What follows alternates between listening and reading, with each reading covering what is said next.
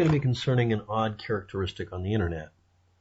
Since it's easier to connect metal tubing, pipes, hoses, whatever, based on the outer diameter, that is the standard by which they're all made consistent. That's the standard. Now that means the inner diameter is dependent on the thickness of the material. Now, as you can see on here, we have our nominal steel tubing dimensions chart for one of many web pages. I preferred this one because it actually got to the point and told me that all of the diameters are based on an incidental effect of the thickness of the material that's used to make the tubing. And in this case, if you're not aware of it, when it comes to steel tubing, if it says 1 inch, it's not referring to a vague answer or some traditional way of saying 1 inch. It means literally 1 inch outer diameter, at least very close to it. On the other hand, on NPT, National Pipe Tapered, for threading, 3/4 inch is 1 inch outer diameter. There's not much in here that's anywhere near 3/4 inch except Schedule 80, which is not standard, not the standard one that it's based on. Now, because the inner diameter is incidental to whatever the metal thickness is, and because even on water pipes, the schedules don't even really use consistent thicknesses of material between them. Not all Schedule 40 pipe uses the same thickness of metal. This results in you having inner diameter charts that people just don't want to post. So I made a web page, if you're looking at it, containing that information. And this has been very helpful to me. If I'm trying to make one piece of tubing sleeve inside of another to build up a shape or reinforce something like an experiment with ballistics, I'm going to want to have these. Also, if I'm trying to make a shim to go inside of a piece of pipe so that I can weld, pin, or put screws through it, this is the information I would need. And as you can see from, Schedule 5, 10, 30, 40, 80, 160, and XXS, whatever that really means, you get a huge variety of pipe inner diameters. 1, 2, 3, 4, 5, 6, 7 standards.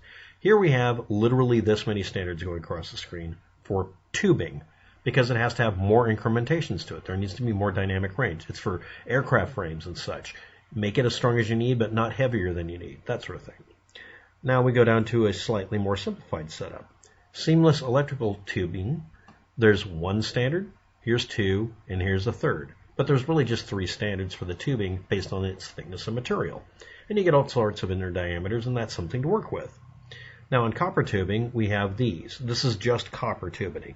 It's called K, L, and M for the metal thickness that's used most of the time.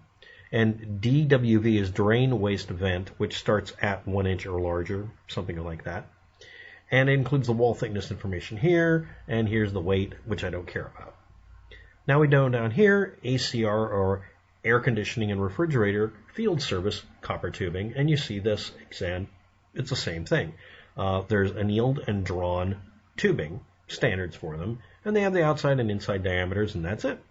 And the thickness of the material. And it gets kind of consistent at some points, like 0.03, 0.032, 0.035, you get the idea. But one of them that was brought up by someone making a note, and yes, it has to do with ballistics and expedient firearms. Can you use steel tubing that's made for pressure, not copper, that's pressure tubing, hydraulics? Now, I've been trying to find over many, many months anything that would mention the inner diameters of any of this kind of tubing. So what I found is a variation on this giant mess here that's actually used for them. I took a lot of looking, and I'm going to include links below in the description. Now, I have to warn everybody. What you're seeing on the screen and what you will see in a minute are not going to be precise. I will have errors in it. I can't make the errors go away because many websites have the wrong information. I can catch an error and fix it, but that doesn't mean I have an authoritative view of this. Now, what inspired this? In the old days, besides using car antennas, the idea is you could use brake line tubing to make a .22 caliber pistol. And it was always seen as being, sketchy and fun and kind of a West Side story thing. But anyway, the thing that would be brought up was 5/16 steel brake line. Now, when you look it up, occasionally somebody will tell you the actual thickness of the metal, so you can derive it. And you end up with it being 0.3125 outer diameter and 0.028 wall thickness, and that works out to being a 25.5 caliber tube you're firing a .22 caliber bullet through.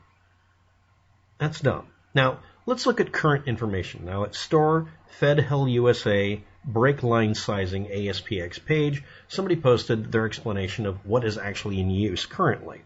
And again, I'm not advocating anybody do this. It's $30 for a freaking brake, not a brake line, but a actual .22 caliber long rifle barrel. You can just buy the barrel liner and put it inside of another piece of steel tubing to keep it straight.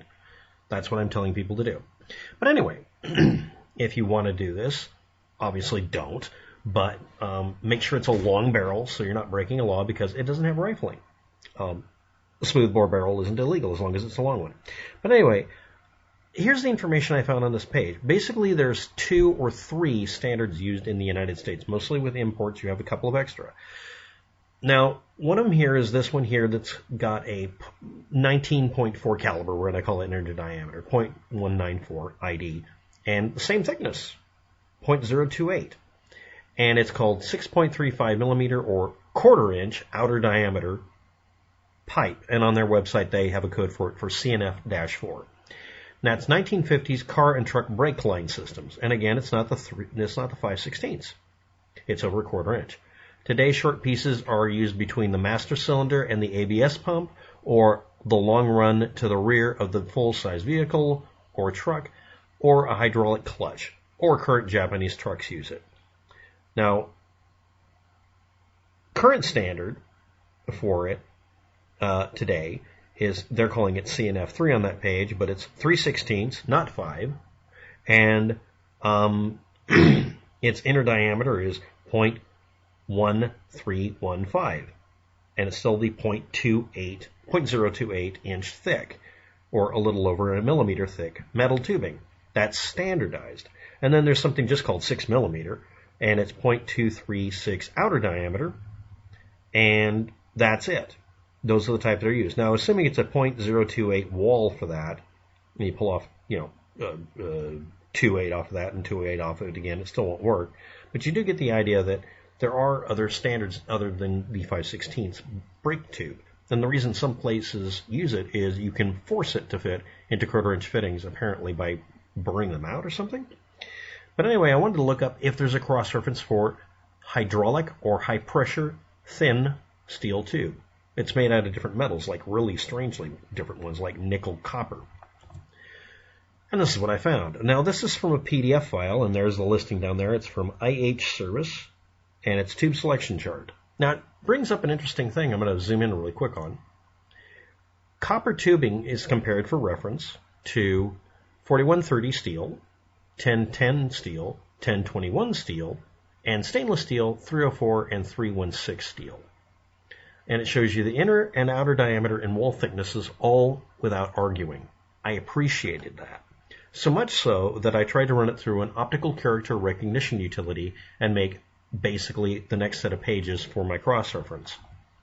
This is what I came up with. Now, arbitrarily, I typed in 0.21 to search. I could also put 0.21 if I wanted to be more precise, mostly to test to make sure it found the ones it's supposed to. And I found one 0.215 and 0.210. There's only 2 entries on this page. And it shows you very clearly that the wall thickness or metal tubing or metal stock grade it comes from is, from here, it's we're going to call it 0.010. We're just going to call that a 10. This is a 20, 28, 35. We get 10, 20, 28, 35, 49. If we go down to the bottom here and look for 49, we find it here with 35 and 28. So they are using the same thickness metals and just making different diameters in lockstep from 1/8 of an inch to 1/2 inch on the first page there. And again, it shows you the PSI rating, like 10,000 PSI for 4130 steel, and also some of the stainlesses here compared to copper being 3200 and 1010 and 1021 here being also still weaker.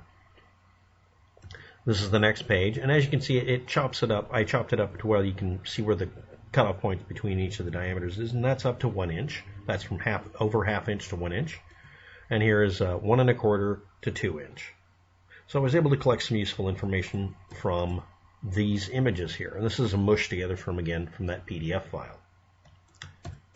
And that's about it. This video will be an update to my continuing project looking to find all the inner diameters for every form of steel tubing or tubing that's useful for making things. Like the copper tubing can be bushings, or you can use it for whatever you want to do. Anyway, I've decided to just make this a fat project. I am not going to involve plastic tubing on this page. It'll be metallic tubing. That's the standard I'm going to use for it. So instead of the page being named nominal steel tubing inner diameter cross-reference, or whatever I'm going to name it eventually, it'll just be called metallic tubing inner diameters. And this will include brass, chrome, and anything else that is out of spec. So far, almost all of the ones you just saw that I've added all fall into this someplace as well. Anyway, that's it for tonight. Thanks for watching. Have a good day. Good luck with that.